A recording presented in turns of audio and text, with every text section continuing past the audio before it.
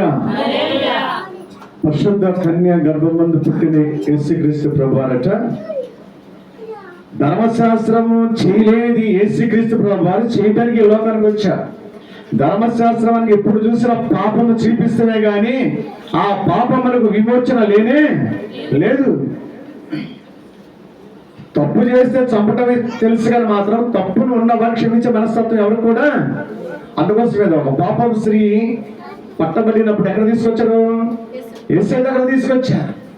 ధర్మశాస్త్ర ప్రకారం అయితే పాపం చేయబడిన ఆ స్త్రీని రాళ్ళతో కొట్టి చంపాలి.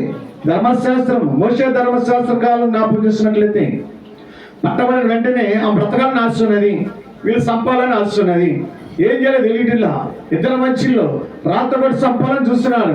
ధర్మశాస్త్రం ఏంటంటే దెబ్బకు దెబ్బ, కంటికి కన్ను, మాటకు మాట. ధర్మశాస్త్రం తిడితే తిట్టాలి, ఆవిడ కొడితే కొట్టాలి, చంపితే చంపేయాలి. ఏది ధర్మశాస్త్రం. ఏసు ప్రభువు కదా కొట్టినవాడికి మనం ఏం చెప్పాలి?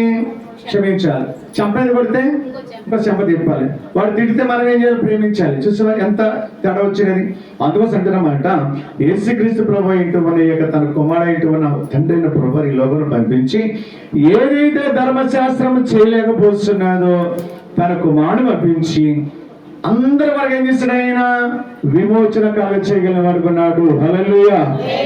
ఏం చేస్తాడు తెలుసా? ఆయన ఇప్పుడు క్రొత్త నిబంధనకు వచ్చింది. యేసుక్రీస్తు ప్రభువు వచ్చిన తర్వాత ఒక చెంప కొడితే రెండు చంపేయమన్నాడు, ముఖం మీద పోతే మౌనిగా ఉండమన్నాడు, నిన్నెవరని తిడితే మౌనిగా ఉండమన్నాడు, నిన్నెవరిని కొడితే మౌనిగా ఉండమన్నాడు. చేసి ఆయన చూపించడం లేదా?